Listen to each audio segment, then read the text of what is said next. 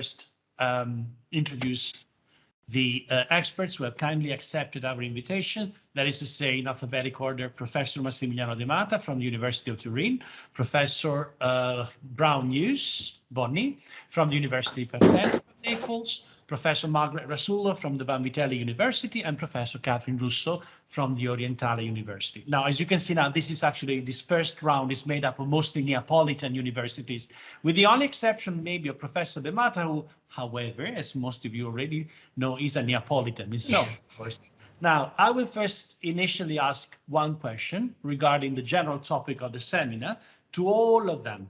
And then we'll have the opportunity to answer in turn with a 10 minutes, please, just 10 minutes presentation without any help, such as PowerPoint or any other type of, let's say, media, with the aim of highlighting how their discipline, that is to say, the English language in this case, with its methodologies, with its actually different methodology, might help us all understand more about the thorny discourse, I should actually say discourses around hate speech or on hate speech, with a focus on the impact such a response might have on society at large. So we actually try to investigate the relationship between language and society.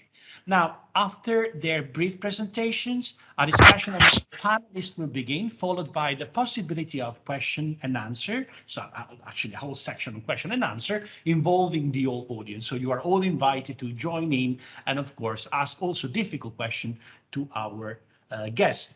Now, why did we choose to have like two different panels on hate speech? Now, the fluid process of digital emancipation that we are living today has, in a way, opened up new terrains of what we call participatory culture, which means offering important opportunities in the fields of education, but also in the field of business, in the field of socialization, if you like, at large. Moreover, in recent years, we have witnessed a proliferation of social media hashtags designed to counter forms of political and social inequality. Now, I'm just thinking of hashtag #MeToo and hashtag Black Lives Matter. These are all movements who have actually somehow hashtag and movements respectively challenged the status quo by calling out sexual misconduct and racism. But of course, there are different types of possible, let's say, example of hate speech, the one that our experts have investigated so far. Now, at the very beginning, we all thought that, of course, social networking sites, all the different social networking systems might offer, let's say, a level playground field where issues of race, religion, sex, gender, age, but also physical ability or physical inability or appearance could be circumvented and rendered irrelevant. Now, a myth of digital democracy for the more gullible cybernauts.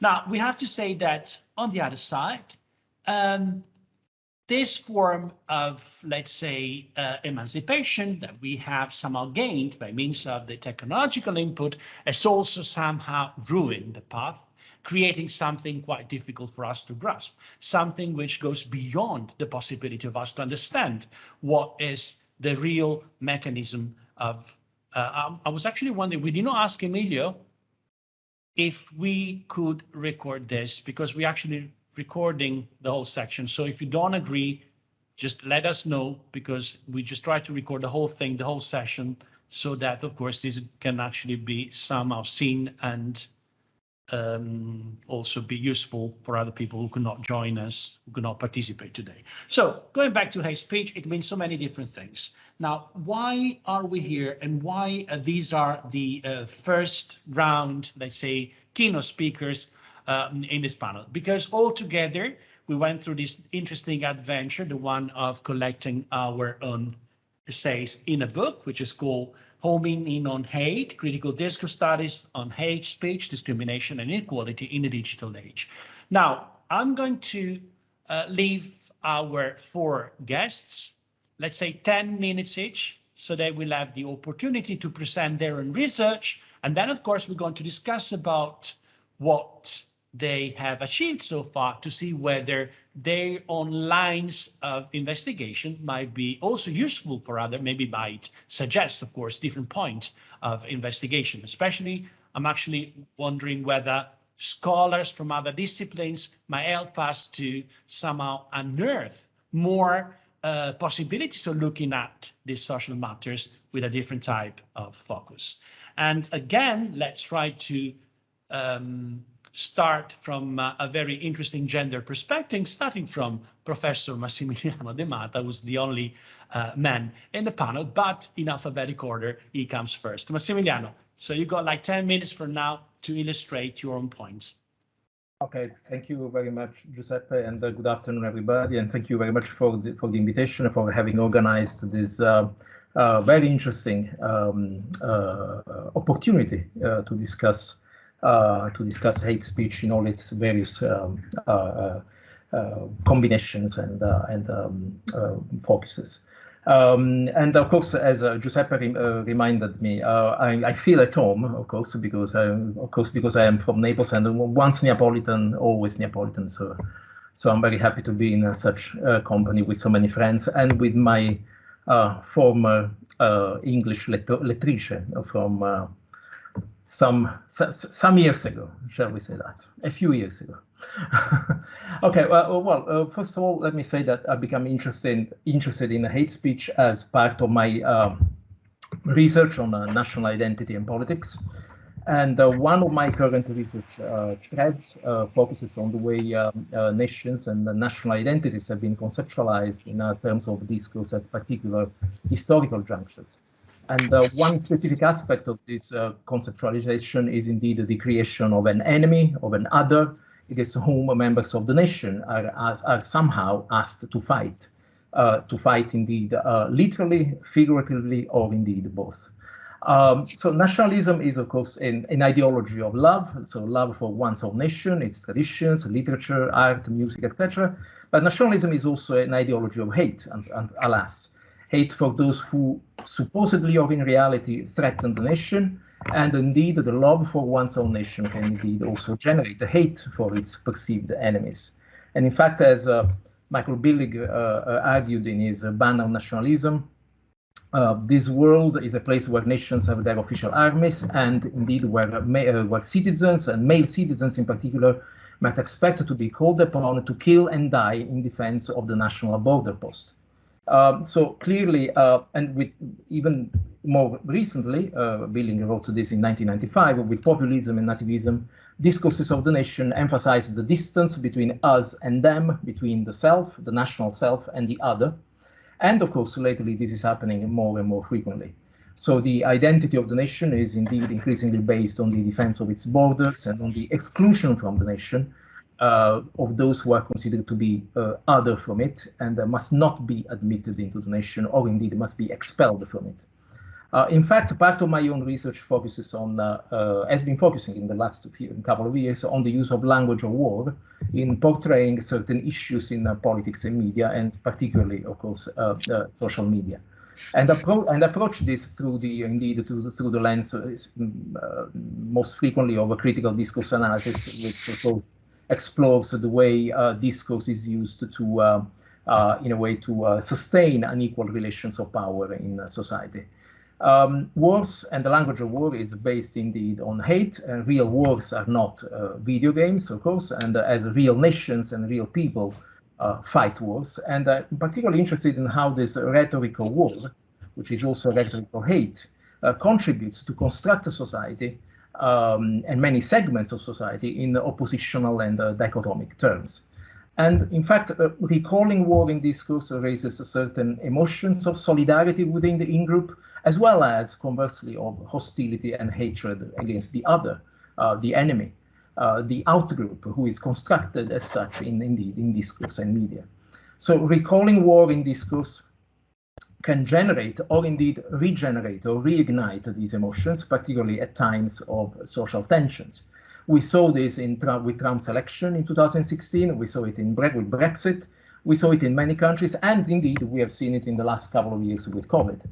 So the Brexit campaign and Trump's presidential campaign, including indeed the violent epilogue of the 6th of January from last year with the Capitol assault, have witnessed the very frequent use of war language, both at a literal and at a figurative level, especially indeed through metaphors. And words, especially words of hate, can become actions indeed. can become reality, as witnessed by the murder of Member of Parliament Joe Cox in June 2016, just before the Brexit referendum, or indeed the very violent speech by Trump just a few minutes before the Capitol assault. And in fact, those who attacked the Capitol took Trump's invitation to fight literally. And on the other hand, those who defended Trump after the fact said that he was using war and violence in language indeed as metaphors.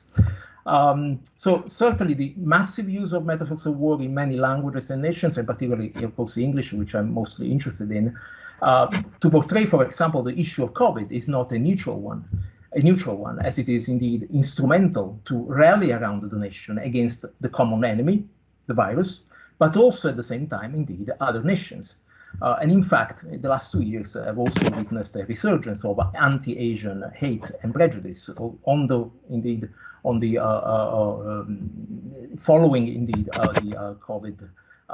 COVID business, so to speak. This is more or less what I've been doing in the last few years, and this is indeed the topic of my own chapter in Giuseppe and Bronwen's book. If I may be allowed just a couple of more minutes, I haven't actually seen how long I've been talking, but let me finish. You got plenty of time. You got plenty of time. Okay, good. Okay, great. Okay, excellent.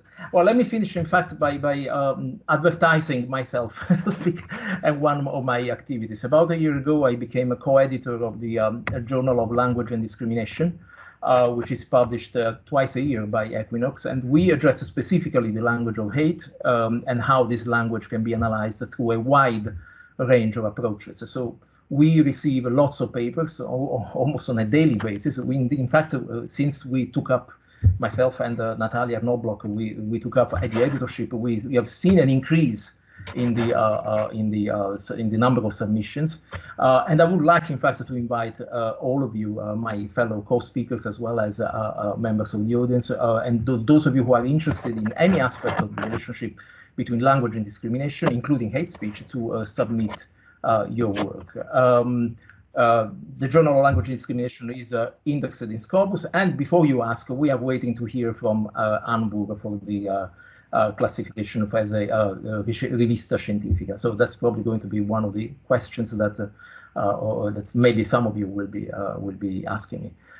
So in fact, we will soon be publishing a special issue on the discriminating, so discrimination based on age, which is co-edited by Alessandra Vicentini and Kim Grego, and we are currently still unofficially collecting papers and abstract for a possible special issue next year on anti-Asian hate and discrimination. So that's just a possible topic for members of the audience who might be interested in writing on this topic.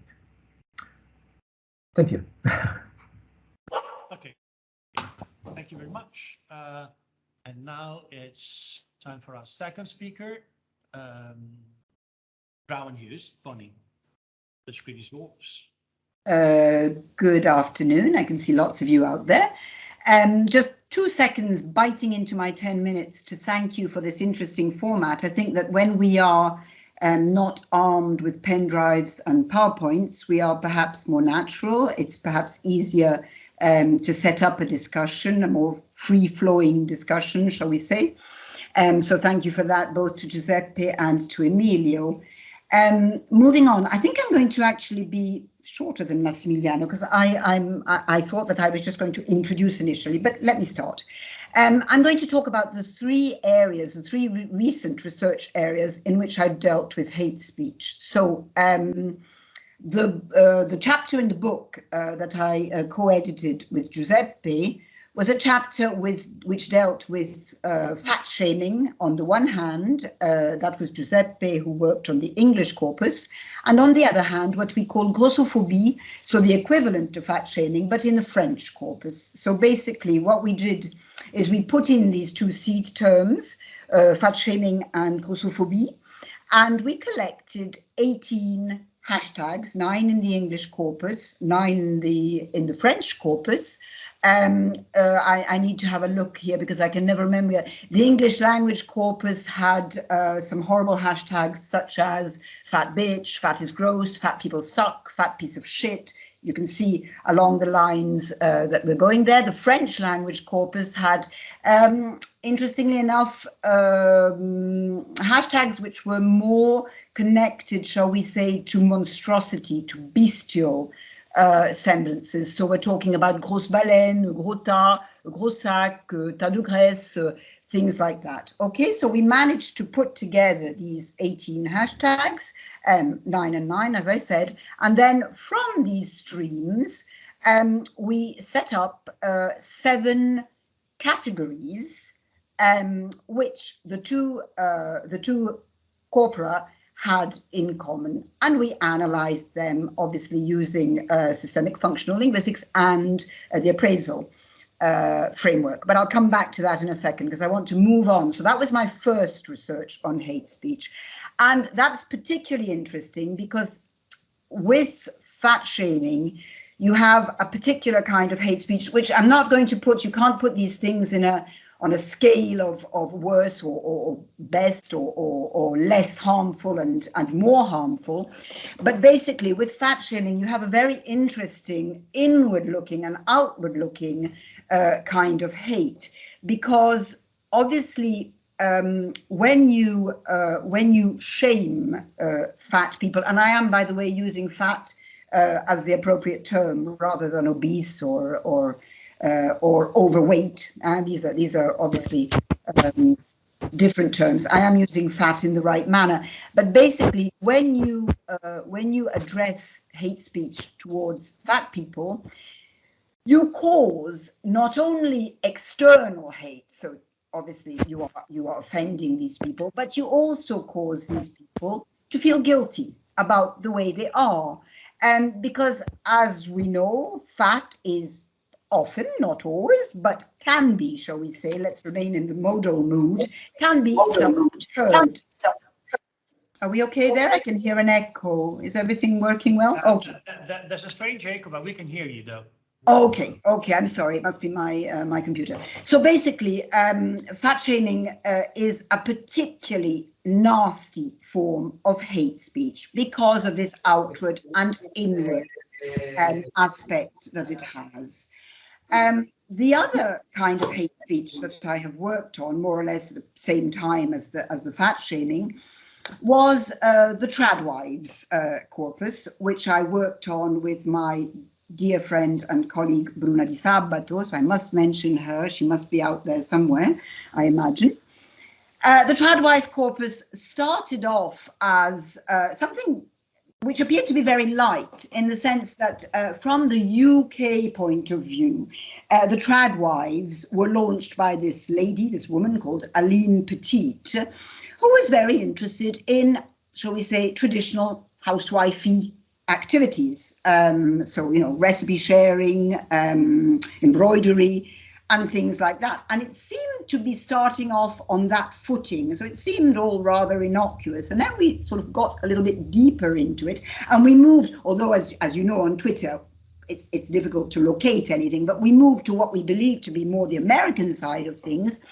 And that's where it got pretty nasty, because at that point we started uncovering right-wing populist discourse, nationalistic discourse. So we were talking about MAGA. We also we went all the way up, shall we say, following these Twitter streams, all the way up to incels, to QAnon. And into some extremely nasty business. So, as I say, something that started off as rather inoffensive, then progressively got very nasty. So a lot of hate speech there, especially anti-feminist hate speech, obviously anti-women, anti-feminist. Interestingly enough, women against women, men against women. So it's a lot of things to say there, and I'll perhaps elaborate on that later. Third piece of hate speech, which is what I'm working on at the moment, and which is coming up with some very, very interesting aspects, is another comparative corpus. So I'm working on French and English, and I'm working on the Me Too incest English and the Me Too incest French. Just to give you a little bit of background on these Twitter streams, The Me Too incest movement was born literally on the 7th of January, I can give it a date, on the 7th of January 2021, when Camille Kouchner, who is a magistrate, a lawyer, a French magistrate and lawyer, the daughter of a famous writer and a famous politician, published her book called La Famiglia Grande, in which she reports the incest that her twin brother suffered.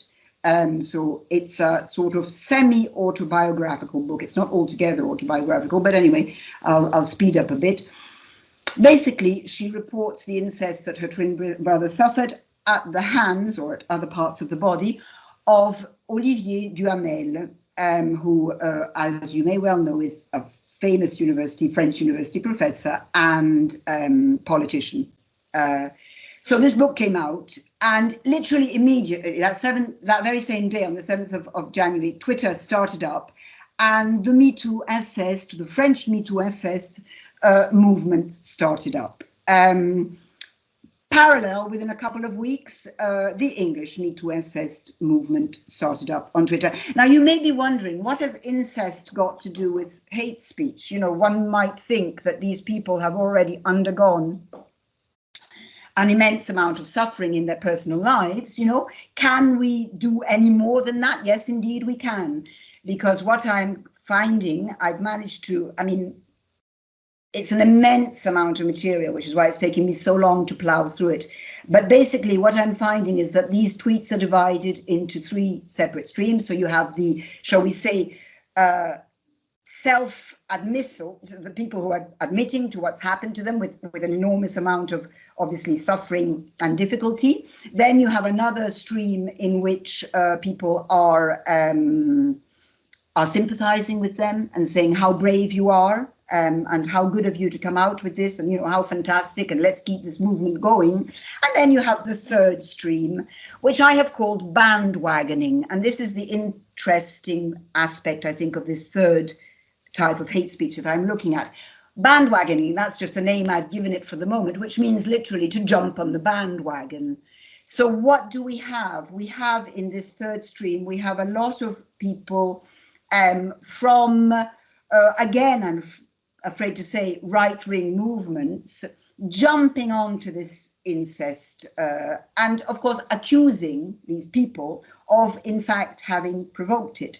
And so you have this, I wouldn't know how best to describe it, but abominable kind of hate speech, excuse me, where basically these people are being accused of having certain kinds of bodies, certain kinds of looks, certain kinds. So there you are. So there is no end, basically, to how low one can get in terms of hate speech.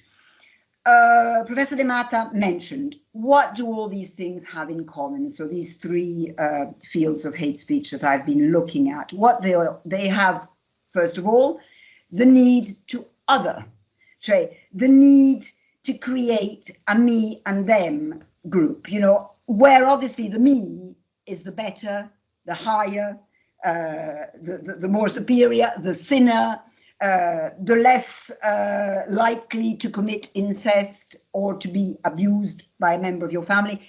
So the me over here is better than the you over there, and the you over there is, of course, the enemy. What else?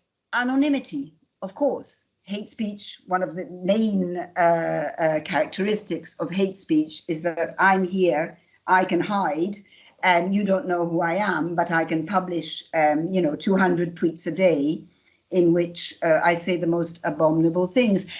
It must also be said that hate speech, as we well know, is not directed towards the individual. This was particularly apparent with our fat Russophobie comparative corpus, where the hate wasn't directed at one person. It was directed at this category to which the hate mongers obviously don't belong, or certainly maybe they do belong, but they want to appear not to belong. What else can we say about the common criteria between these three fields of research? Very low entry barriers. I think this is Lemke. I am afraid I didn't actually, because I'm talking off the cuff, I don't have any quotes for you.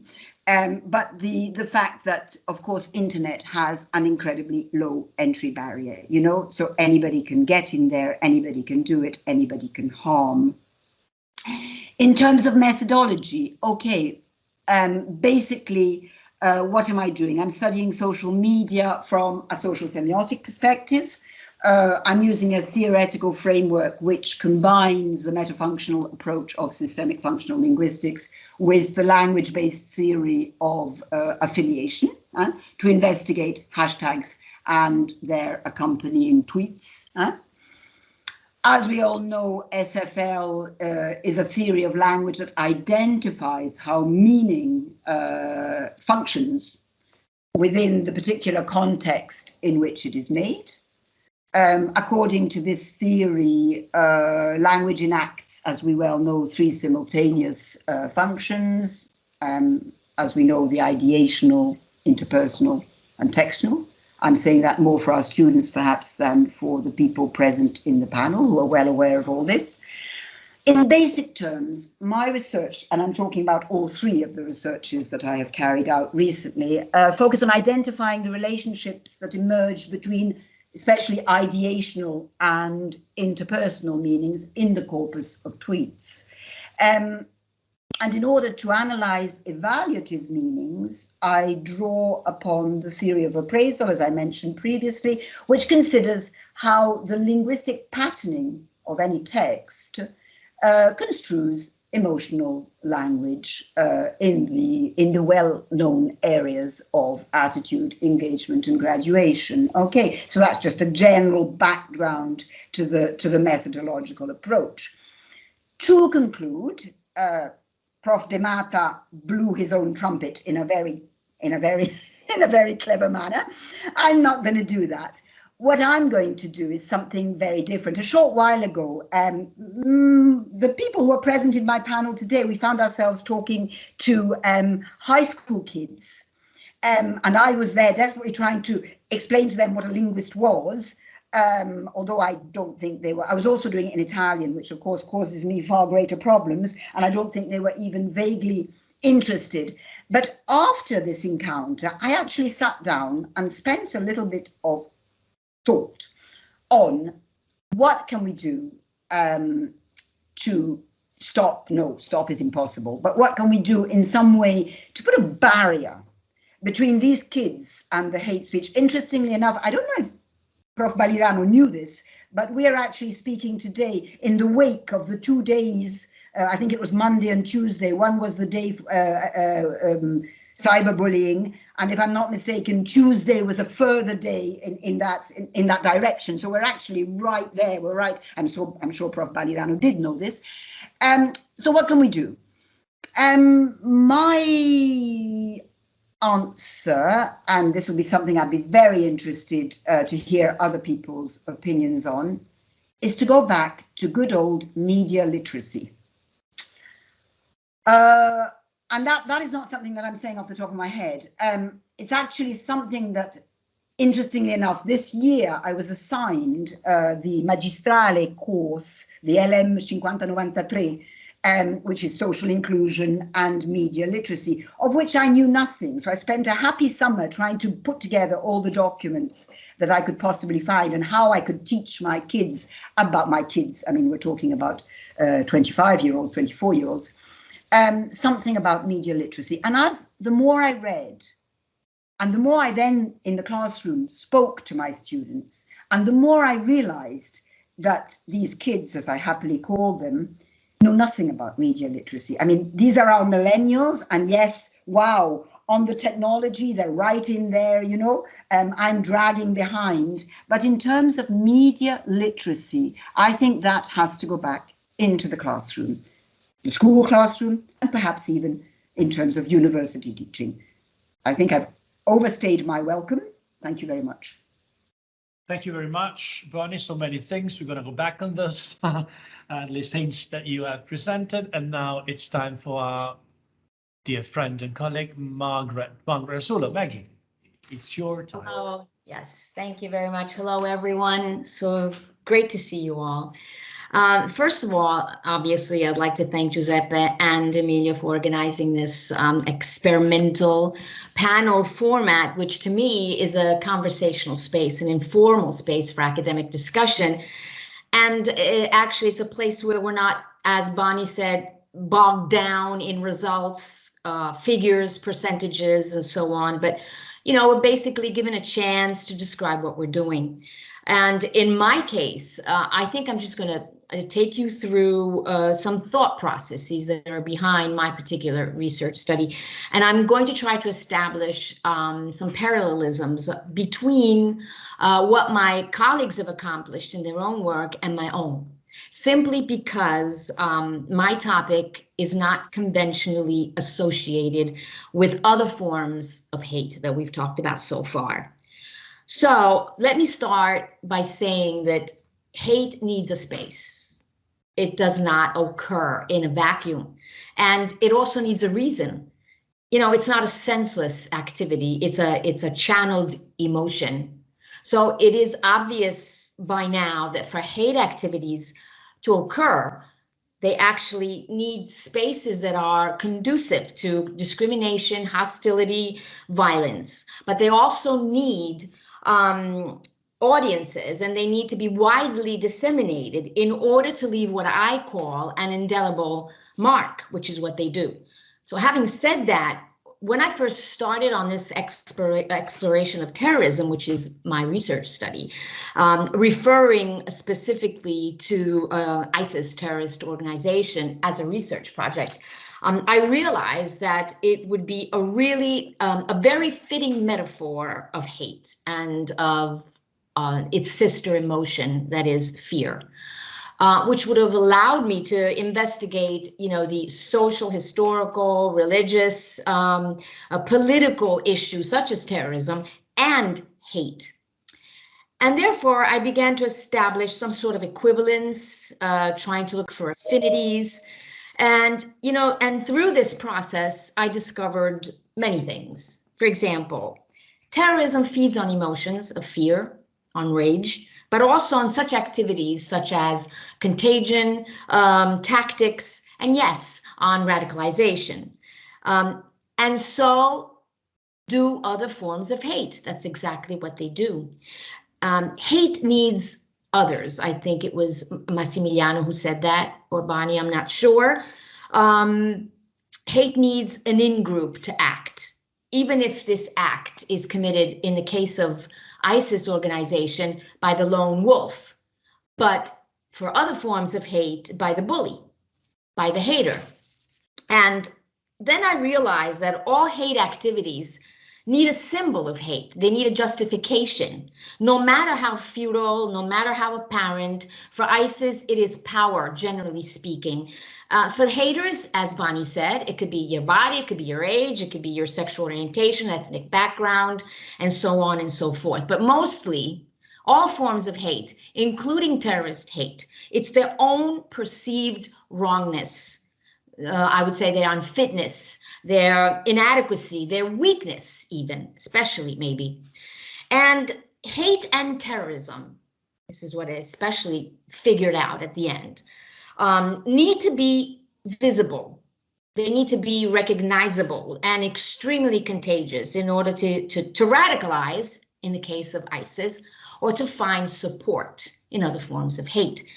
In other words, the added visibility that, and now I'm talking about my own research project about cities and terrorist hate for cities. The added visibility afforded by city spaces allows ISIS to increase the radicalization message. And they do this by manipulating what we all know as the powerful, potent impact of visual modes, the impact that they have on audiences. And social media do the exact same thing for other forms of hate. And Bonnie is quite right when she mentioned media literacy, the need to teach media literacy, to educate towards media literacy. Now, this brings me back to my, actual research theme. My analysis investigates urban terror. And in the wake of 9/11, this happens mostly in capitals of the world, both Eastern and Western world, okay, from New York to Baghdad. And what I have understood is that cities are resourceful institutions. They represent the essence of Western civilization, urbanism, and lifestyle. So attacking them is equal to attacking urban human interaction, actually.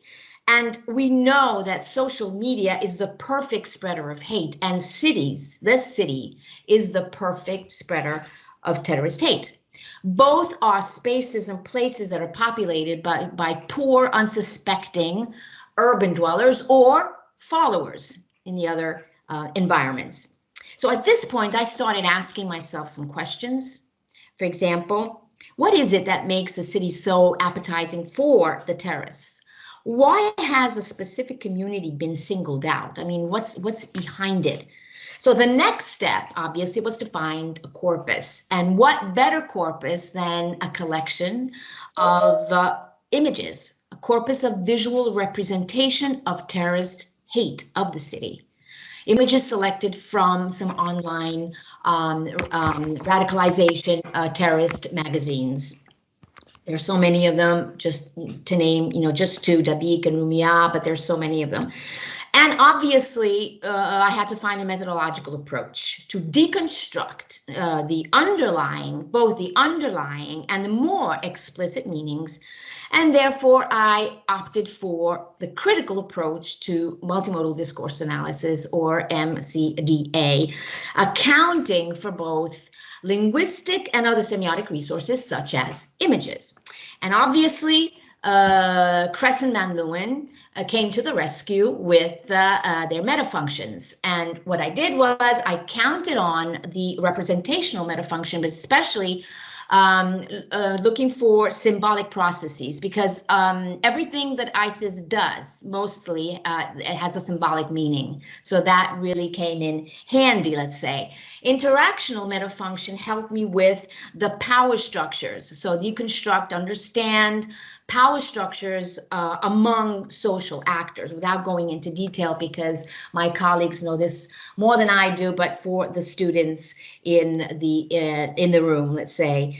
And modality as well, or what we refer to the truth value of images, articulated according to color saturation, detail, and last but not least, the compositional metafunction, which helped me figure out information value aspects, such as, the new, the given, and also aspects of salience, such as color, size, repetition, taking into consideration, obviously, the difference between Western and Eastern conventions and reading paths.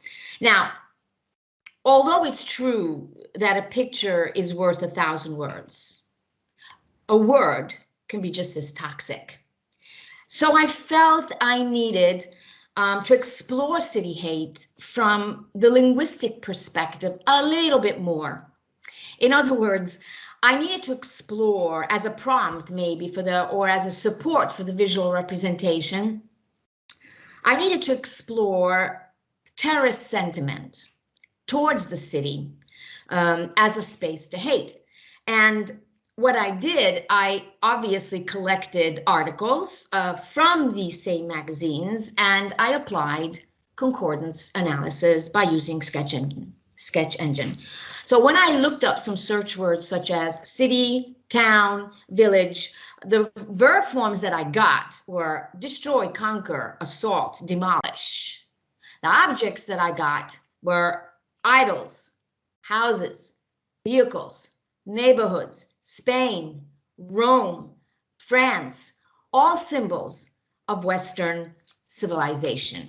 Now, going back to my methodological approach, MCDA did two things for me, actually. First of all, It exposed ISIS's savvy use of Western style communication conventions in depicting city hate. But also, MCDA revealed the organization's priority to destabilize, in the form of revenge, obviously, communities, those countries, cities that rejected and expelled ISIS from their territories. So what I've detected behaviors such as establishing control, threatening punishment, delegitimizing and humiliating the other, mentioned by both Bani and Massimiliano, performing contagious act of hate, and all aspects that remind us of hate activities on social media. I can end this with two final thoughts. First of all, cities, particularly referring to my project, okay, research study, whatever, have iconic stature for terrorist groups. And so do all other social spaces that are regularly used. All of these spaces, whether cities or social media spaces, are used as lethal weapons of hate.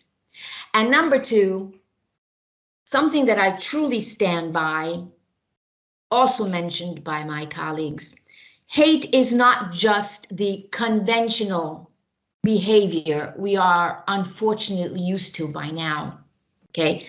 But hate is also fabricating conspiracy, making up fake news, construing denial theories, and stifling civil protests. That's it. Is that 10 minutes? Well, that's a lot, actually. So you said so many interesting things. Thank you very much. Okay. And now we get to, last but not least, my direct colleague, Katherine Russo. Hello, everybody. The floor is yours. Yes, hello, everybody, and thank you so much, Giuseppe and the media, for organizing this fantastic seminar. And I look forward also to the next seminars that I think look really, really incredibly interesting. And thank you for the colleagues on this panel with whom I've exchanged ideas before about hate speech, and I'm really, really happy to be here. I guess I don't want to repeat many things that have already been said, but I just want to say that my work on hate speech draws on findings in corpus-based critical social media discourse analysis and social media appraisal linguistics. So I'm combining corpus linguistics methodological tools with analysis of discourse with qualitative assessments as well.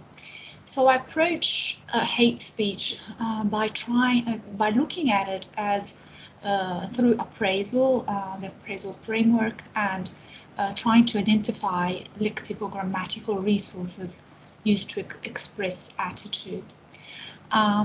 In one of a recent chapter, which I also published in Giuseppe in Homing on Hate, edited by Giuseppe Balirano and Bronwen Hughes, I actually did something also a little bit different, in that I worked on appraisal and hate.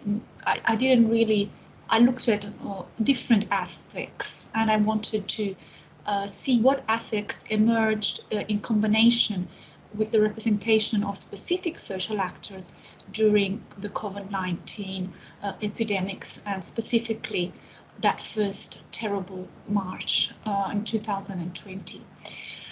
So this, in fact, emerged first as an invitation at the Corporate Discourse conference in Sussex, which was quite, ghostly, is one of the first at distance conferences I attended, and I was specifically interested in understanding how news-based risk communication about events and specific social actors are appraised by Twitterers. And so if certain representations and in certain patterns of risk communication triggered hate, but also other affects such as solidarity. Social media platforms, as you know, such as Twitter, have been used recently to actually gain insights into people's opinions, especially in times in which they grapple with uncertainties about facts, options, beliefs, and common values about the epidemic crisis. We've been seeing how many scholars have been looking into Twitter to monitor risk information and public opinion and sentiment about risks. But what I did was to test whether some specific persuasive strategies of risk communication contributed to the expression of hate towards specific communities and especially migrants, and well, these were uncovered through the corpus-based analysis and Chinese people. So I just wanted to test if something that we could all see is that, obviously closure towards the Chinese community was in fact emerging in Twitter. And how was this coupled, with the news-based risk communication? In fact, news-based risk communication has had an important function, that of informing the public about risks during health and security emergencies, and at the same time, obviously, persuading the public to adopt a certain behavior and avoiding risks. So one of the hashtags that came out of the remediation of risk communication was, for instance, stay home. A famous hashtag, stay home, and one of them was also stay the fuck home. And how did this affect this population? How did it isolate them? So we see how the recontextualization of scientific discourse in news we know how it is influenced by, for instance, news values such as negativity, personalization, and so on, novelty, and how this actually has an impact on the meaning we assign to certain risks. This is, is even further. You can see it even further when we think about social media. In fact, obviously, as you know, social media are the mainly used to express an opinion and one's own, feelings about news. And so I wanted to look at appraisal and the coupling, what has been called in research, the coupling of ideation, and in this case risk, and evaluation. So what values people were sharing and how they were forming these ambient communities. And so obviously what I then did, obviously I used an automatic annotation tool, the one annotation tool, and then I looked at what were the persuasion strategies. And as you may know, risk communication often works through fear appeals, and so it wasn't surprising that, in fact, there was the construction of threat, because it's used to persuade people to adopt these behaviors, and so it was used to enable a successful legitimization of these behaviors and mobilize people around the common goal, which is in fact that the enemy, against the enemy entity that is obviously epidemics and contagion. But this also triggered, so this fear, as also Margaret was saying, triggered of maladaptive responses and hate speech. So I went and I looked at, obviously, these negative aspects and the specific cases in which there was hate speech, and looked at all those tweets where there was, it was related to online news risk communication. And I looked at how these were related to specific types of representations of these social actors, so migrants and Chinese people.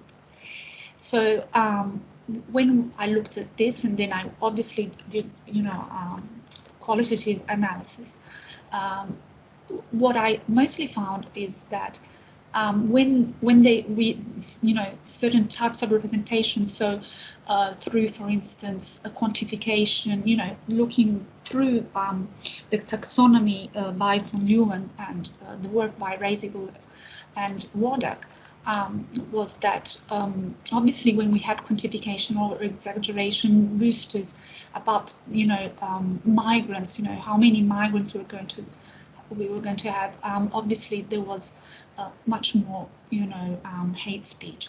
Instead, in other cases where there were other types of representations and predicational strategies, this was not the case.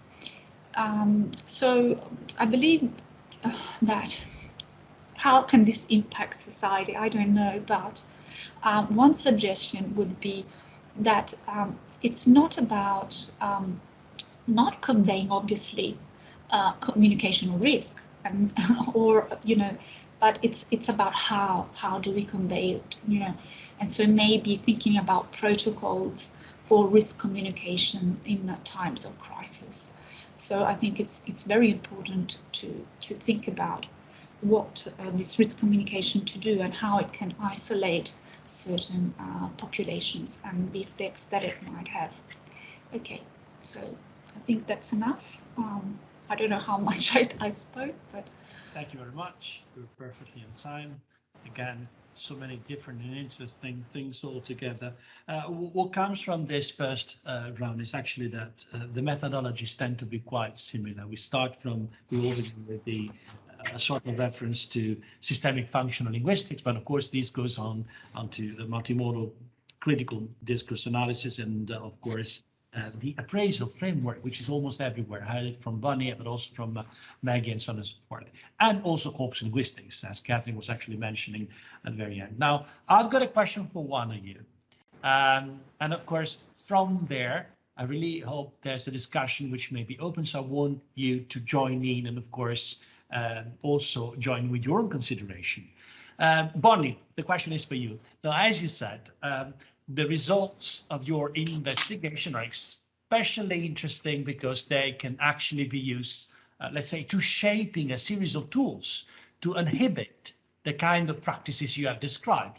I was, however, wondering about the issues that might arise when we are confronted with those kind of discourses. Your discourses are peculiarly complicated, difficult, harmful, that appeal to health concerns and so on. So this intersection between hate speech and specialized knowledge that is used to support given perspectives, basically. So my question is, and this is for everybody, but I would like to start with Bonnie. When does hate speech begin and when does it end? How do we establish a critical point whereby something can be considered hateful, especially when it comes to health issues? Okay. Thank you, Giuseppe. That takes us back to the very, very beginning of what we were talking about, starting from this point, from the use of words. Okay, so at the beginning of what I said, talking about the fat shaming discourse, I said that I was using fat in a deliberate manner, and I was avoiding the word overweight or the word obese. Never mind words like chubby or cuddly, or which are more belong to the field of endearment. So fat is the accepted term. There is a whole branch of literature in critical fat studies, which started up more or less in the 90s, pretty much, yeah, mid-90s, where the fat activists specifically designated the word fat as the appropriate term. Why was that done? Mainly because both obese and overweight, which weight? Overweight and obese take us into the field of pathologizing, apologies there, discourse, that's to say medical fat discourse, where of course we have an immense issue. So here we're talking, yes, we're talking about a medical issue, special language, as Giuseppe said, but of course behind all this, let's not forget that we're also talking about an enormous market issue. Fat is a market. You know, you just need to go to the supermarket and you've got shelves and shelves and shelves of Philadelphia Light and yogurt 0% and etc., fat-free drinks, Coca Light, and so on and so on. So we're into something quite heavy here. We're into medical discourse and we're into economic discourse. Let's go for a sec back to the medical discourse to concentrate on what Giuseppe said. So we're talking about the 90s, the mid-90s, which is more or less when the so-called globicity epidemic started up. Foul word, globicity, but that's what it is. And why did it start up then? It started up basically for two reasons. One, because that is when bariatric surgery was born. I think pretty much everybody is familiar with the unpleasant aspects of bariatric surgery, which is when you take out more or less a piece of a person's intestine in order to make that person consume, shall we say, less food. So on the one hand, you had the bariatric surgery. On the other hand, you had the World Health Organization intervening on the BMI classification, that's the body mass index classification, and lowering the cutoff lines for body mass index. So what exactly does that mean? Lowering the cutoff lines means that suddenly, from one day to the next, from the WHO's decision to the next, a whole slice of the population moved from the overweight into the obese category, and therefore became sick people. Being obese means that you have a medical condition. Now here you've got an interesting debate. I know I'm flitting a little bit around Giuseppe's question, but let me just, you have a very interesting debate because as I mentioned, we worked on a comparative corpus. So we worked on the British and the French corpus. Now, interestingly enough, the British corpus that Giuseppe worked on was in fact quite concentrated on the medical aspects, and there was not much activism there. In France, there is, I'll just mention two names. One is Daria Marx and the other is Eva Pérez-Belleau, who are the founding members of what is called Gras Politique. It belongs to a movement called Matière Grasse, so you can understand the joke, Materia Grassa and Grasso Politico. So you have this very, very, very strong movement, which is the main reason for being of the movement is to combat this medical stigma. Okay, because they maintain that it's not because a woman is overweight, and of course, that's where the question raises its ugly head, overweight. If we've got a BMI index that shifts regularly, what does it mean to be overweight? Where should you be on that scale?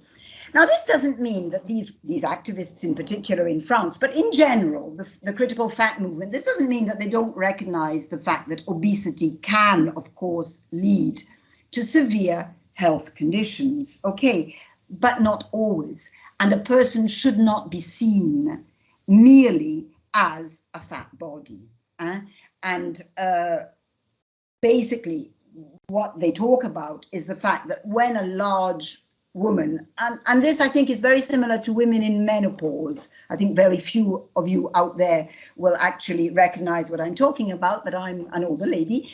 When you go to the doctor, whether you've got a pain in your little toe, or maybe you're you've got earache. If you're in either of those conditions, quindi menopausal women or large ladies, fat ladies, that is going to be the focus of discussion because you are a patient for that reason. And any other symptom or problem you may have is pushed by the wayside. All right. So that's what we talk about when we talk about this pathologizing discourse of fat. Perhaps my fellow panel members are not so involved in this particular medical discourse, but perhaps we could talk about the economic aspect of hate, some forms of hate speech. Maybe I could open that up to the panel. Maybe there could be something there that interests other members. Yeah, from this fat body, of course, I'm actually the target of so many different type of hatred. I've seen there's a question. First of all, yeah. Maggie. Yeah, I have a question. Thank you, Bonnie. And I'd like to pick up with the word fat that you've used. I know that famous actress, British actress, Margherita she regularly uses, she wants to be known as a fat lady and not obese. So yeah. But me too, actually. That's the way I express myself. I hate the word obese because it actually goes back to what Bonnie was saying, a whole series of reference to medical status, which is to the point, right? Right, you're right. Well, I'd like to ask a question to all of my, panel members and the audience, actually. How can we recognize hate speech from offensive speech or dangerous speech? When is it offensive? Thinking of the word fat, okay? Not everybody's ready to accept that adjective, okay? Not everyone is educated to accept that, all right? So when is it offensive, dangerous, but not really hate speech? And taking it, what are the signs, in other words? I mean, especially researchers, we have a responsibility to answer that question, to give some sort of guidelines or some sort of inkling as, when speech is offensive or dangerous and when it goes, beyond the boundary of that and it becomes hate speech. And then taking it a step further, how can we protect? I'm thinking of what Massimiliano said before. When is hate speech closer to censorship or freedom of expression, freedom of the press? How do we protect freedom of expression, freedom of the press, freedom to talk about fat people or other kinds of issues, terrorism or whatever, bullying, whatever is out there?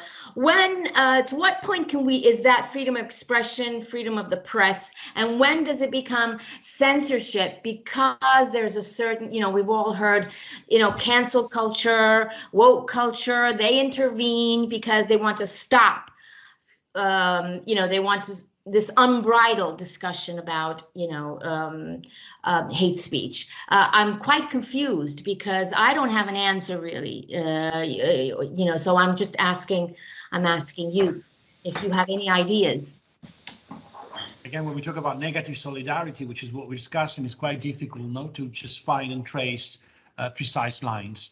I would like now Katherine to join in because she raised her hand, maybe on the very same topic, so we can actually round it up. Well, actually, I was just trying to think about an answer for your question, and maybe it's linked also to what Maggie was asking. Maggie's first question. I think that when does it start and when does it end? I know that it starts when we target specific groups of people, and when there is this target and it has an effect in their lives that is psychological or real. I think that is when it starts, when and so I mean, if it has an effect on their life, and in my research, this is what I'm focusing on, is how hate speech then isolated certain people. and how it impacted on, for instance, freedom of movement, how we all actually somehow were suddenly accepting that, you could not move and so on. But for us, it was a measure. For some people, it sort of was used to attack migrants and so on.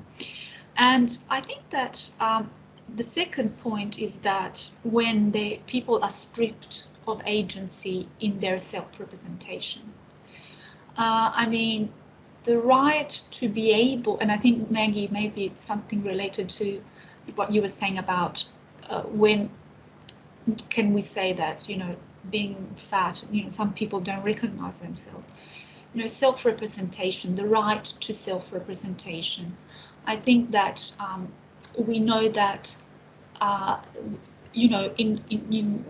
we share the same some ideas about words, but obviously we up to an extent, and we've seen how movements have been so fundamental in eliminating the stigma of certain terms.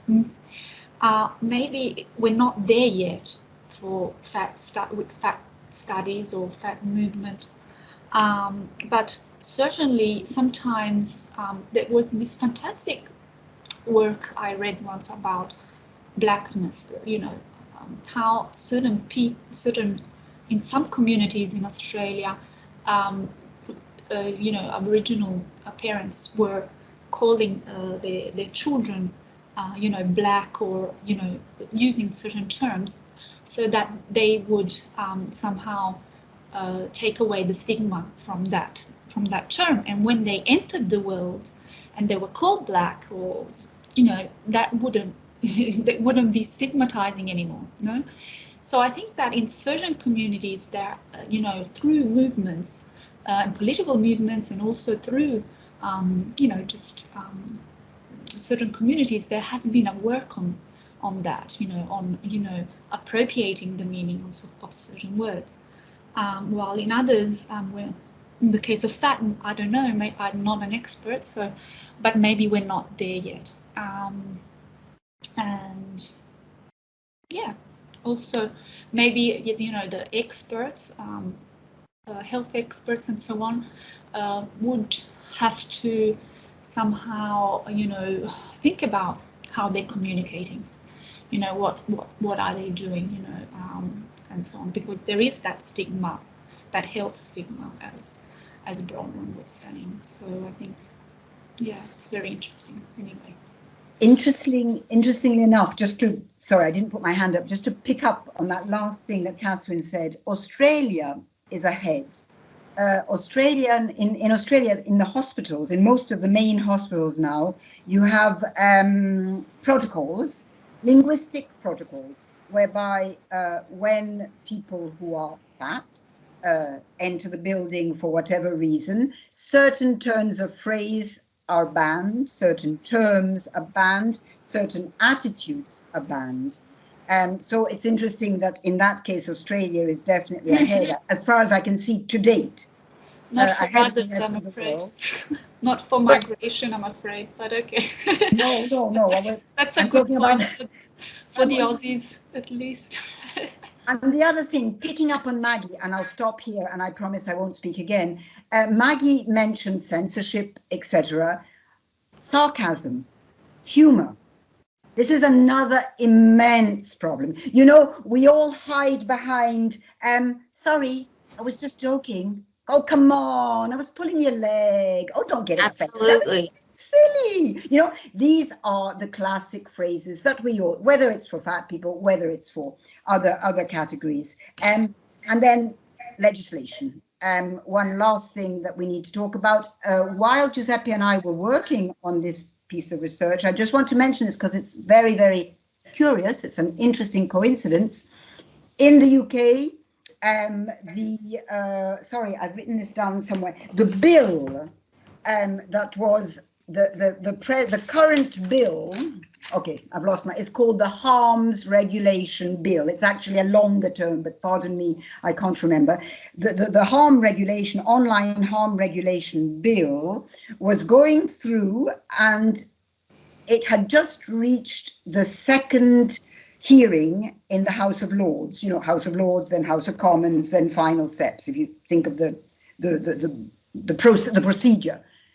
To date, okay, so February 2022, we were talking about the end of 2020, the beginning of 2021. The bill is still at the second hearing of the House of Lords. It has not made one step forward. In the same circumstances, in France, we have La Loi Avia, which is online hate, and it's named after Laetitia Avia, who put it forward. The Loi Avia was had not got through Parliament when we started our research, and still has not got through Parliament. So those are the 2 points I'm raising. On the one hand, sarcasm, humour. On the other hand, legislation. Where are we with legislation? Right, that's right. Massimiliano, you raise your hand? Yes, yes, thank you. Well, Giuseppe, I think you asked when we started our conversation, you asked the question, okay, when does hate speech begin? I think a kind of additional question that should be added to that is how does hate speech begin? Because I think there are some serious ontological questions about that.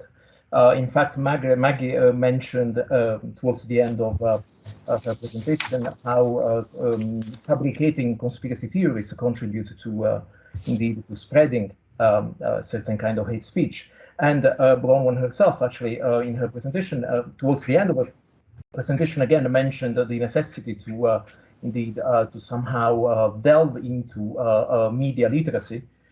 To somehow put some kind of a remedy to that, so to speak. So I think it's important because, I mean, this is something that really gets to the core of how certain discourses are created, and what we should do as not merely as activists, but really as in our profession to put a remedy to that. But I think it's important also to see, first of all, on how these discourses are created.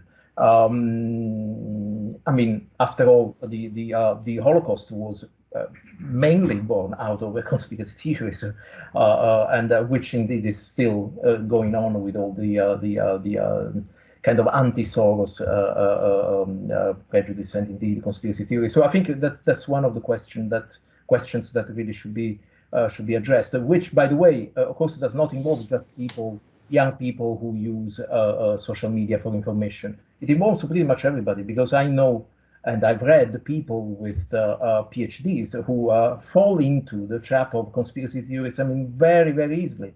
It's like you know, an alternative reality. I don't want to use the words post-truth, but yes, that's really what it is, and it really strongly contributes to the whole hate speech phenomenon in all its various definitions. I've got a feeling that whenever we have a community we go against, then that's where hate speech begins, basically. And especially when that community gain visibility in a way or the other, even going back to the fat people, whenever when we start having a lot of representation of fat people on the screen, then of course hate began, basically. So I totally agree with you and what Katherine was saying before. Maggie. Yeah, Giuseppe, you just said what I was going to say, actually, and what Massimiliano just said. Let's think of the anti-vaxxers discourses. How do we define them? I mean, what do they represent? I mean, can we say that they instigate hate speech? Yes, no. Is it just, offensive speech? Because most of them, I know Massimiliano said, of course, there's also people that have PhDs and they're educated, et cetera, et cetera. I mean, who are these anti-vaxxers? I mean, when is their discourse actually channeled, into hate? And as Max said before, he said something like, yeah, words of hate can become crime. That's what he said. Okay, so words of hate coming from, for example, it's just an example. I don't want to get into the whole discussion on, you know, anti-vaxxers or whatever. It's just an example that just popped into my mind. Words of hate. Somebody's doing construction work, but anyway, words of hate from this community can become crime, and probably, you know, we've had some examples, so it's just a thought. I don't know what you think, what your reaction is to that. Absolutely, I totally agree with that. Now, since your specs are actually abusing my visual space, I don't want to be a hater though. I actually love your specs. I love your glasses. It's time now to dedicate some minutes to the audience. This is the time when we actually open. No, put your specs back. I mean, they're nice, they're lovely. I just want to start my hate speech somehow. And Christian, welcome. Hola. Hola, ¿qué tal? Thank you very much. Muy bien, gracias. ¿Y tú? Muy bien, todo bien. Vale, it's time now to open up question and answers. So you're going to be our first. Yes, thank you very much. It's a very nice panel. I'm learning a lot, really. Giuseppe said that we have to make some difficult questions, so I will try to do that. If it's a stupid question, I'm very sorry. Still, I'm missing a definition of hate speech.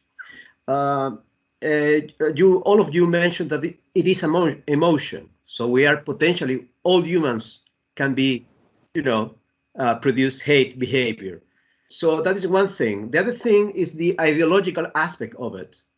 So, for example, I come from Chile, and, you know, we were during 20 years under the most horrible dictatorship. And I can tell you that more than 50% of the population hate the dictatorship. So the normative question about when it's justified, bracket, hate speech, and when it's not. So that is another question.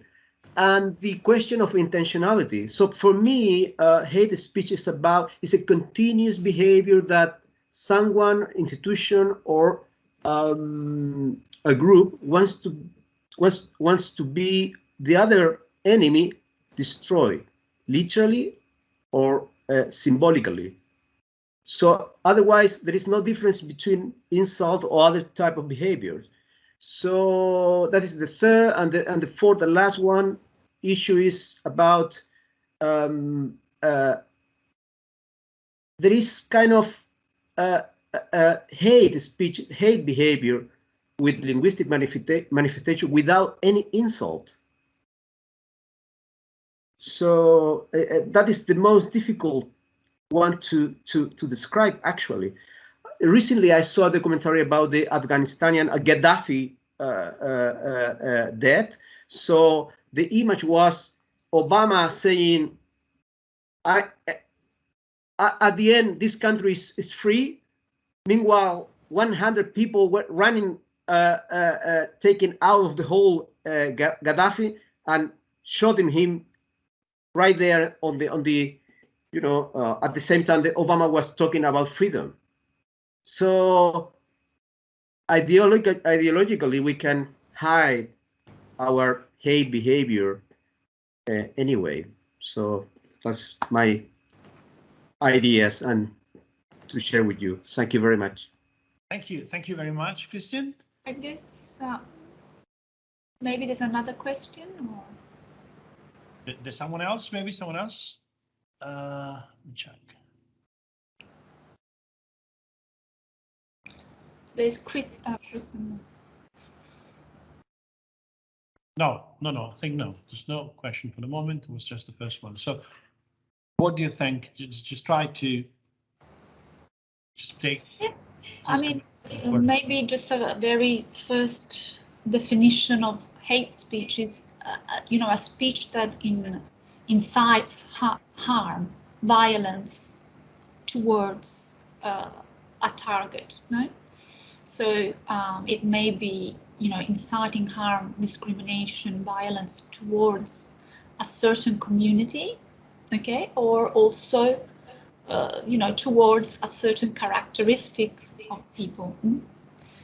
And so also then somehow taking one of the characteristics of a person. We're all, we may be fat, tall, or, in many ways, but picking one characteristic and then making it that characteristic the target of hate, and discriminating somebody.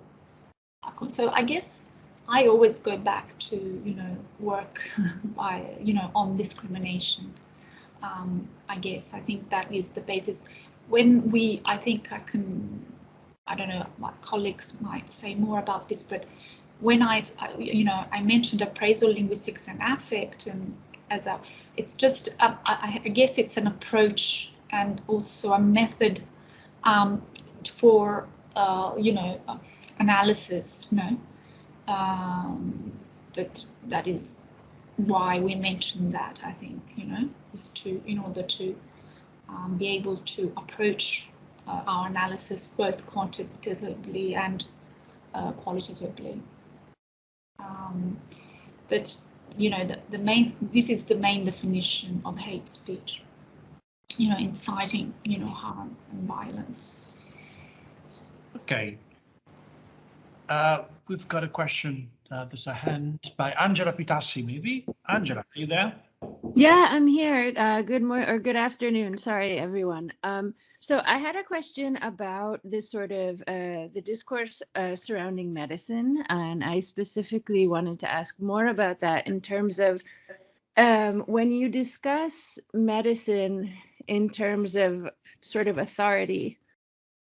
And then we also have sort of a second conversation that spirals off that in a certain sense, when there are sort of those alternative gurus or people who pretend to have that authority, which creates more friction, I guess we could say, between official medical discourse and non.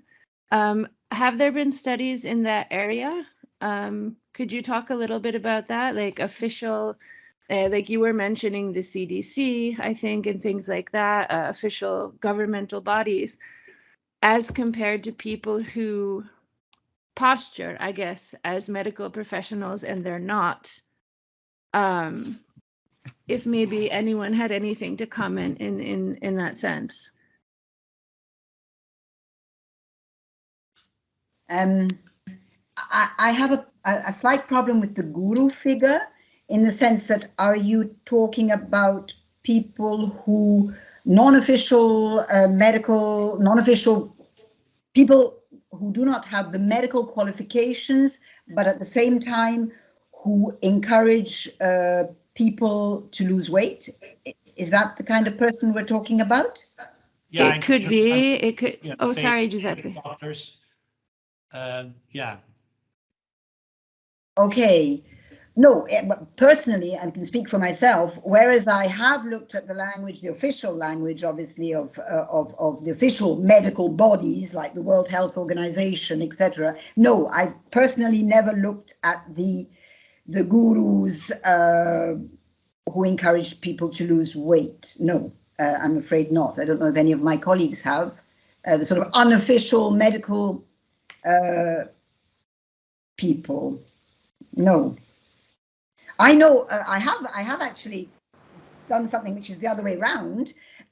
Again, following on the footsteps or the footprints of the Gras Politique, the French movement. There are a lot of gurus, if we wish to call them that, who encourage fat people to remain fat. And that's a very interesting body also. In the sense, I'm out, I'm proud, in the sense I'm fat, I'm proud. So there's quite a lot of movement there, a lot of gurus, if we, in that sense. But unofficial doctors who encourage people to lose weight, I'm afraid not, in my case.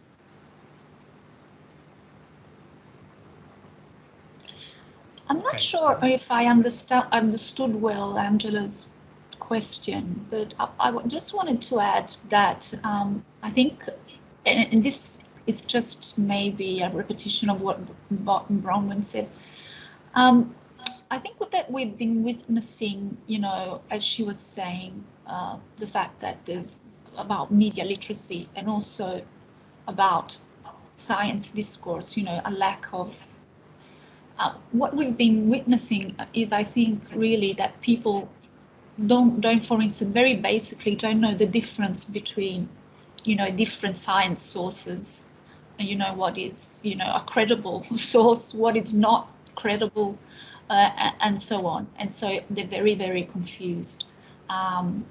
Who's an expert, who's not an expert, and a lot of the confusion lately is about this. Also, some journalists have, make a lot of confusion as well, and so it's very important. I think the issue about the science and communication and media communication obviously is so important at the moment, and we should really do something about it. I mean, also, if we think about the ways that science opinions are evaluated, we've been witnessing, sorry to go back to the vaccination, but it's been such a potent field of hate speech recently, on both sides, if you want, is that the way that science opinions are evaluated, for instance, in climate change, there's this rule of, I've been studying that, there's the rule of balances bias, So if you have 200 pro-climate change supporters, scientist supporters, and you have one non-climate change supporter, there's this rule in journalism, especially in the US, where you have to balance and you have to have both opinions in news reporting. So, it's the same thing is happening, is that we're having,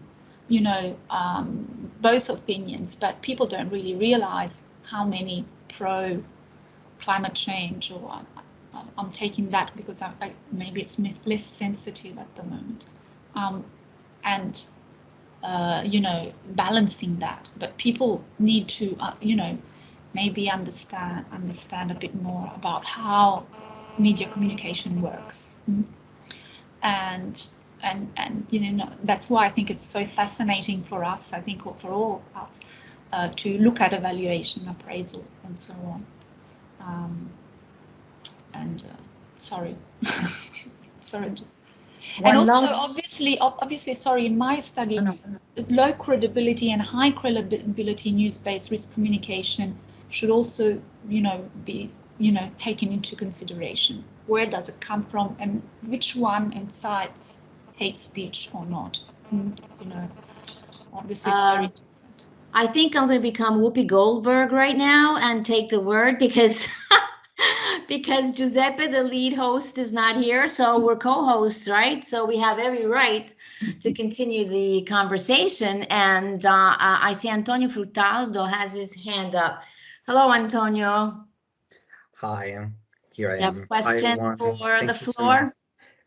Well, first and foremost, thank you so much for your contributions. They were quite interesting, and I just want to, it's just something that caught my attention when Katherine was talking about the right to self-representation. I think that that's the key to the in this increasing phenomenon of hate speech, because we got new tools to self-represent ourselves and group ourselves together, like social networking sites, and that's why I just want to go back to something that Bonnie was saying about humor, the importance, because I don't see humor as just and sarcasm as just something negative, because sometimes that's something that becomes an instrument that groups can use in order to fight hate speech.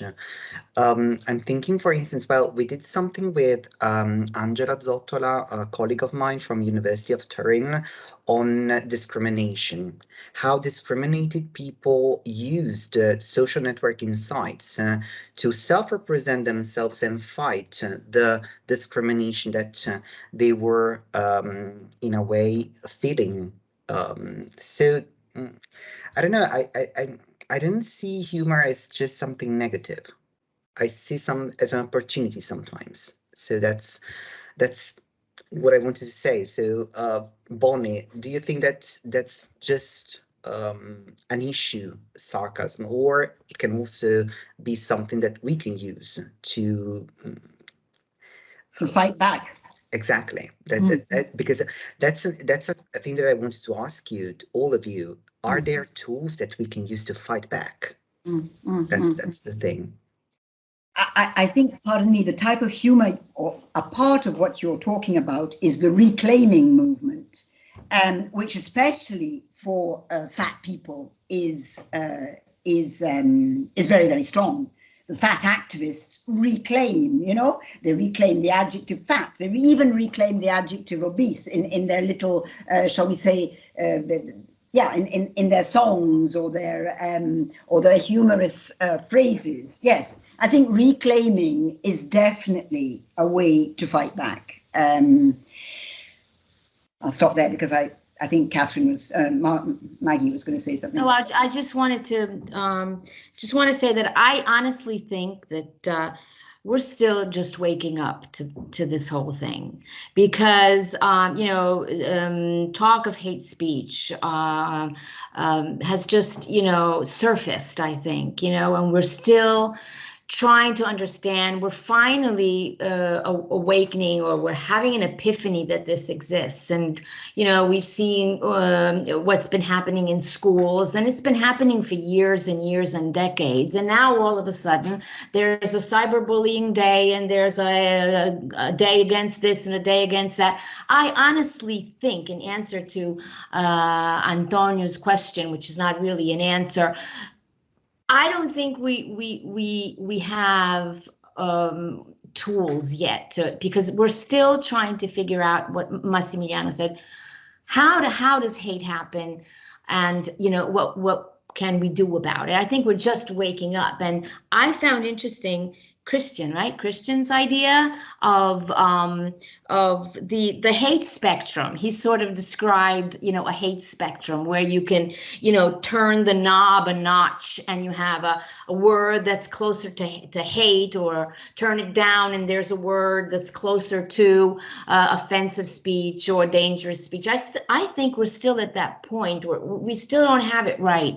That's my honest opinion. And what Christian also said, there's lots of hate that goes on without an overt insult. And that's what, going back to my research project, that's exactly what ISIS does, okay? Through humiliation, through irony, through shame, through fear, through ridicule, without, actually having any verbal insult as an example of hate. So I think that, I don't want to be pessimistic, but I think we are awakening. In the awakening phase, that's what I think. Thank you so much. I'll just add something maybe banal, but the thing is, I think humor has always been, the best way in the bullying sort of, at school, the best way to sort of to respond to hate and bullying. So I think I see what you're saying, Antonio. I think it really is probably the best way, or ignoring. But as Margaret was saying, I mean, it's then something different when it's amplified, and when there's not just a group of children, but or at school, or also along what we always saw. So maybe we have to look at hate and how it was, it's structured in different contexts, and how it's always been there, and try to see how we can apply it, if you want. So not dividing the online context and the everyday life context. I mean, history repeats, and communication is always the same at the end of the day. But what we see here, so maybe we can learn a lot from that, but what we see here is that people actually meet through hashtags, through, you know, the different, you know, tools of social media, and they sort of, you know, then have this potency, this enormous, you know, way of, you know, being able to then, and it escalates sometimes, you know, outside that context. So, you know, I don't know if this answers, but I think, as Margaret was saying, I mean, obviously we still don't, although we can obviously, you know, group together and maybe create more solidarity, you know, more hashtags that are not around hate, and maybe, you know, but there's so much work on this, you know, also by people who understand. Well, let me say that the simple phrase "just joking" has made more victims than the Second World War. Yeah. It's a simple phrase which has created wars and has destroyed communities and communities of people. Absolutely. And of course, so therefore, what is the boundary between joking, humor, Absolutely. and possibility of expressing one? Yeah. No. I mean, it's just. Now, we got a lot of questions now, so I think it's time to rush because I want to listen to everyone. The first one is Marina Niceforo. Hi, everyone. Thank you. Thank you to the speakers and for this interesting presentation. So I do have an observation. It's rather a comment. So it might be a methodological suggestion regarding the question, where does hate speech begin and where does it end? And I recently read a report by Amnesty International on hate speech online. So there are actually methodologies from social and human sciences, which could be also applied to our studies, to linguistic studies, because they analyze language based on neutral, positive, unproblematic, negative, and hate speech. So there is a range of comments that are basically assessed or evaluated depending on their on the expectations that we have on each discourse type. So based on a certain discourse type, on a given genre or discourse, there are certain expectations that we have, and the more unexpected the words that we use are, and the more they are likely to be reported as hate speech. So this could be an idea. I don't know if any of you has already used these methodologies. I think it could be maybe interesting for us to expand our views. Thank you.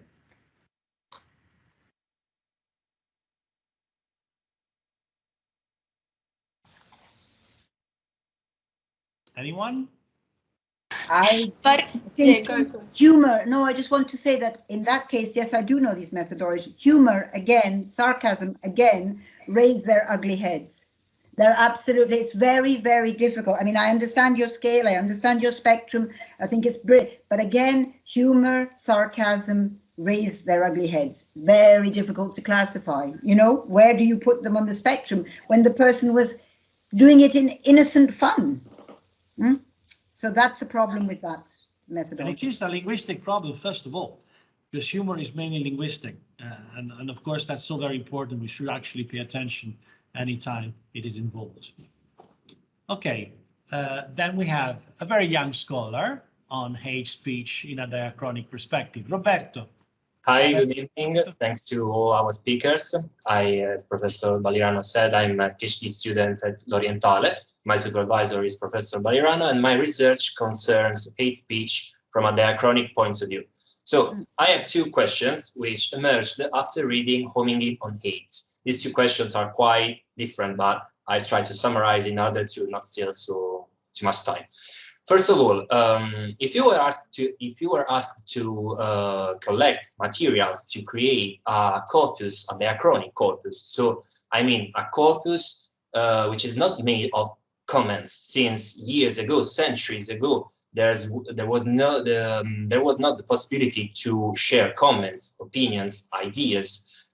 Readers could send letters to newspapers, but of course this meant censorship. So probably only positive comments were published on newspapers. So if you were asked to collect and create such a corpus, which parameters would you set? I mean, would you rely on historical events or rather on specific kind of newspapers, specific famous newspapers?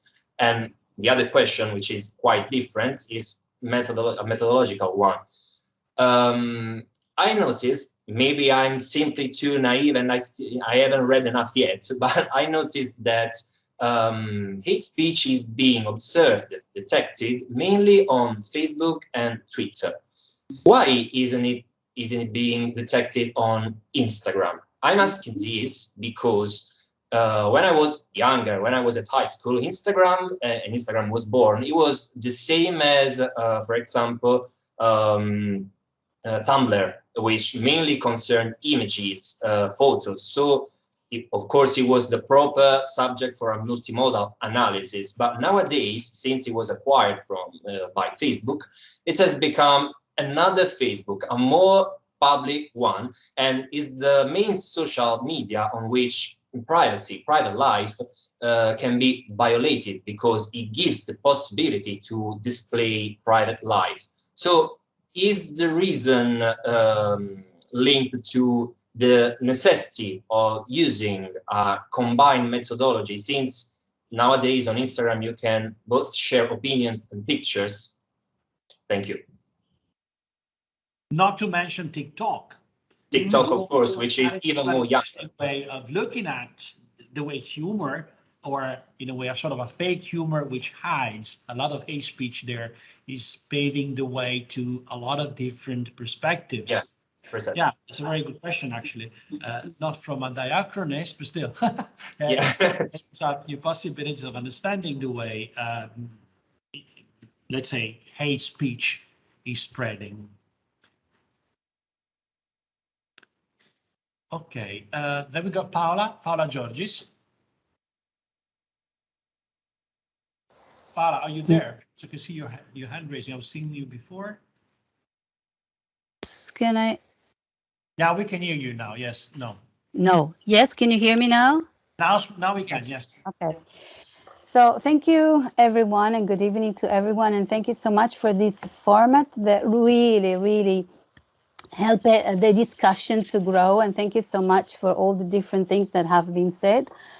And I would like to go back to a couple of keywords like othering and the creation of otherness as the creation of the enemy, and the toxic words.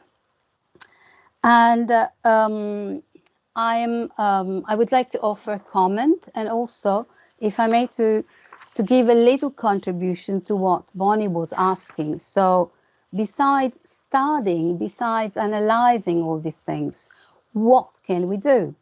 Mm-hmm. And so at the moment, I am coordinating an international project of an online dictionary and the title is, in other words, a contextualized dictionary to problematize otherness. And in this dictionary analyzes some keywords that in different countries and in different contexts, they are used to reproduce and disseminate different types of otherness. What is peculiar of this little project? Well, it's not so little because it's quite international, but is how we can use discriminating language against itself. So how can we subvert discriminating language from within? And for example, our approach is critical, of course. It is highly interdisciplinary, and it is creative, because we use works of art, we use poetry, we use pieces of literature, we use leaflets, whatever. So we analyze a single keyword, and we start from the etymology. Then there is the discussion, the problematization, and then the subversion. And then at the end, there are some open questions, because this is an online resource to be used for free in different educational and social contexts. So it can be used by students, it can be used by teachers with their students, and it is also multilingual. And So, for example, and just to go back a little bit, there is a special section which is about the COVID-19, and we also analyzed the rhetoric of war, which we presented as Katherine at the Sussex conference, so the rhetoric of war, in 4 different countries. So it is a cross-cultural analysis. And so, so this is my little contribution to the discussion, to see that another world is possible, because this is this online dictionary is for free, and it really has so many different, it tackles so many different issues, because we have discussed ageism, we have discussed incel, the incel culture, we have discussed tradition and how it is used against itself, and so on. So I think that this is a resource. So we were speaking before about what can we do, and this, in our little contribution as an international group, that we think this could be a resource that can be used. And of course, I invite all of you to participate and to collaborate and to have a look at this website. So, and yes, so thank you very much for listening. And I would like to know, because I come from an experience as a practitioner. I've been working with high school students coming from very different multicultural backgrounds. So I have known what is Bolism. I have, I've seen so many of these things, and so the idea is, what can we do of practical, something that has an impact, in particular on young people. So, and this little dictionary, which is growing, it's an ongoing process, but using different things, we use the work of graffiti arts, for example, that are very familiar with young people and so on. So I'm really interested in what can we do besides the analysis. So thank you very much. Thank you very much for your question. Speakers, Katherine? Are we waiting for, okay, just 2 things. One for Roberto, I think that is a fantastic topic. So as I was saying, I don't think hate speech is new, it's just that it's amplified through social media.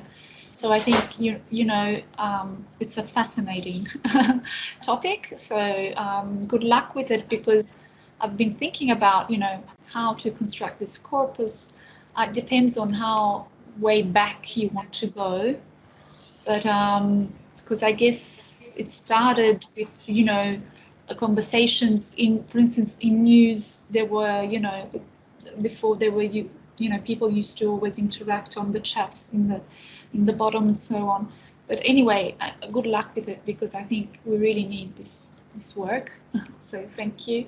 And Paola, yes, I was also very interested in what you were saying, and I think, yeah, it's in line with what we've been saying about spreading knowledge, spreading the strategies, spreading knowledge about it. I think, the more we inform young people or people about what hate speech is, how does it work, and the better, because they will be able to ask for help, they will be able to counteract it. And so I think, yeah, absolutely. And also, I think it's useful maybe not to, when we do our corpus-based research, to actually not look only at hate. I was trying to look at what strategies incited hate or solidarity, also thinking about what are the strategies that we should be using to, invite solidarity or other affects, in fact, also in other spaces.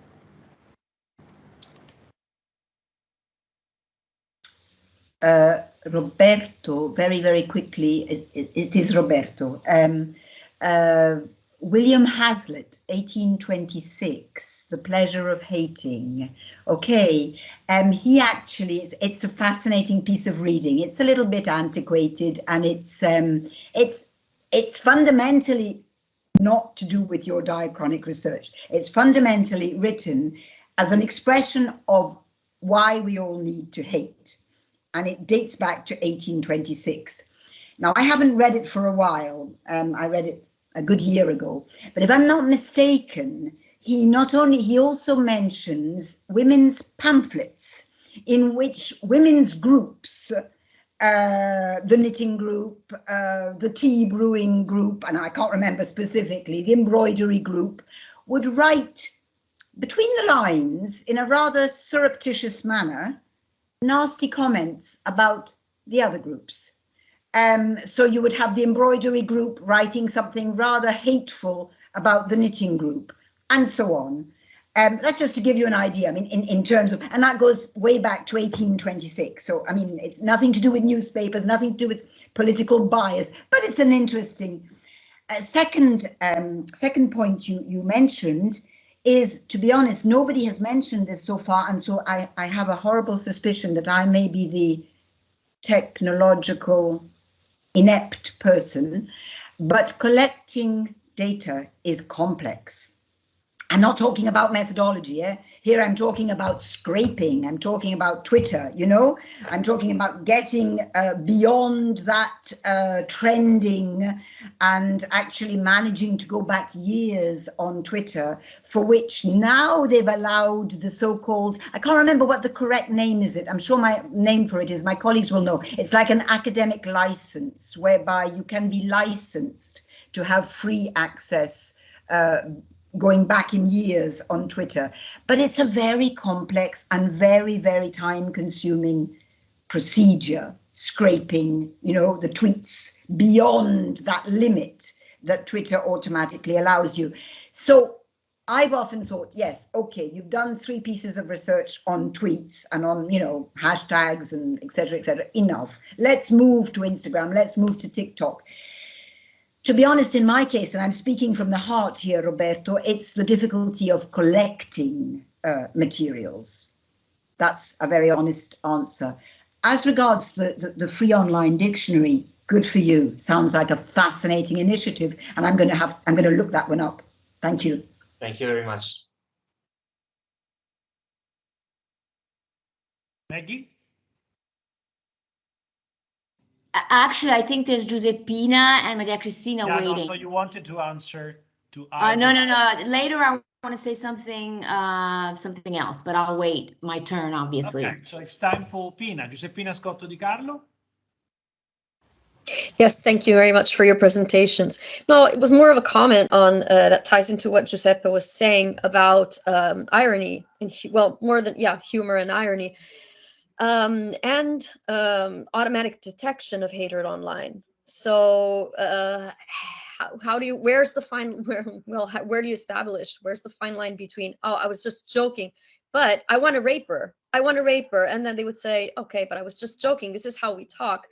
If we consider that there's a president who said, well, after saying grab him by the, it was just locker room talk. So how can you detect that automatically? And just, I mean, where's freedom of speech? And, you know, lots of issues related to that. Thank you.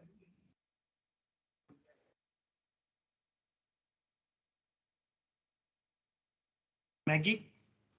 Because it ties in with what Giuseppina just said, and also what Marina said about using software to detect hate speech. Christian at a certain point said hate is intentional. It is intentional, but it's also perceived, because it is a stimulus response sort of dynamic. And we hardly ever talk about perceived hate, only the haters, those who hate. And yeah, except in, you know, when we have a suicide case or we have, you know, that make the headlines, obviously, then we talk about the victims, the targets of hate. But there are studies in emotional research which try to answer the question, how does it make you feel? And I'm talking about studies about the emotional valence of hate in terms of positive and negative emotions tied to hate, connected to hate, which is a whole spectrum again, you know.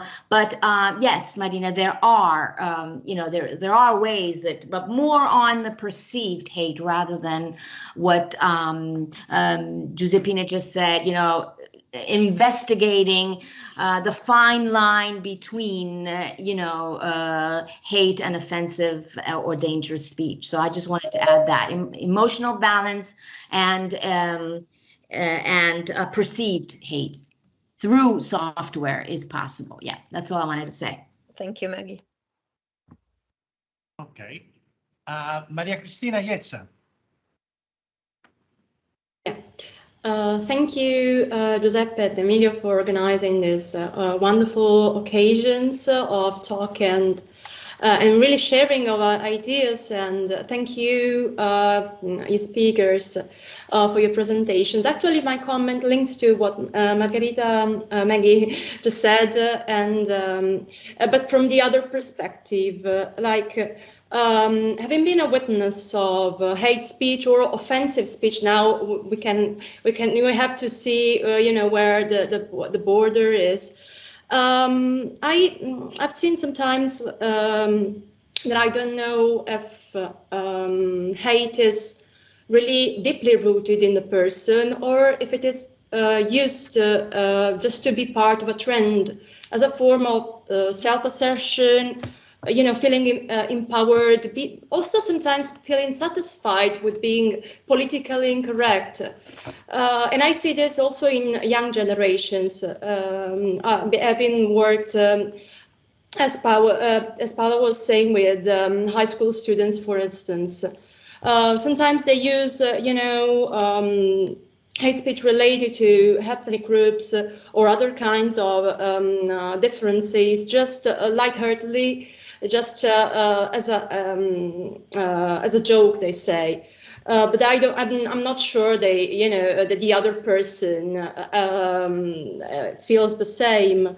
And this is linked somehow to the feeling of empowerment that, you know, being part of the alternative vision of science, especially about what Katherine was studying about the COVID, for instance, makes people feel like people who don't have a, you know, lack an education, for instance, who feel empowered by the fact they have been reading something on the internet which has been fact-checked, for instance, but makes them feel like they know something, they can, you know, make a contribution to an ongoing discourse. So that was my idea. Thank you.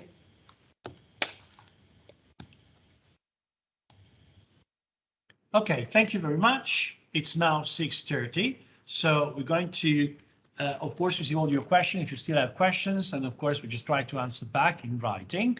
Thank you, everybody, for participating. Thank you goes to Emilio, who helped me organizing all this. And actually, I'm going to, Emilio, I cannot see you. I'm sure you're right there. Yes, I'm here. Now I can see you. Okay, it's time to introduce our next panel. And so this is up to you. And then we just try to go and close.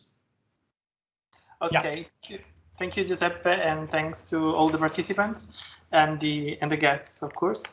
So our next meeting will be on 24th of February, same time, same place, and will be on hate speech, the second session. The lead host will be Stefania Maci from the University of Bergamo, in conversation with Maria Vita Cambria, University of Messina, Maria Cristina Nisco from the University of Naples, Parthenope, Angela Pitassi from the University of Massachusetts, and Maria Grazia Sindoni from the University of Messina. So okay, thank you all. Thank you all. So let me thank also our guest and our co-host here. Margaret, Massimiliano, Katherine, and Bonnie. And thank you, all of you, for participating. Ciao, alla prossima. Thanks, Giuseppe. Thank Bye. you all. Bye-bye. Thank you very much. Bye-bye. Thank you. Everybody. Bye. Bye. Bye. Bye. Thank you. Bye. Bye.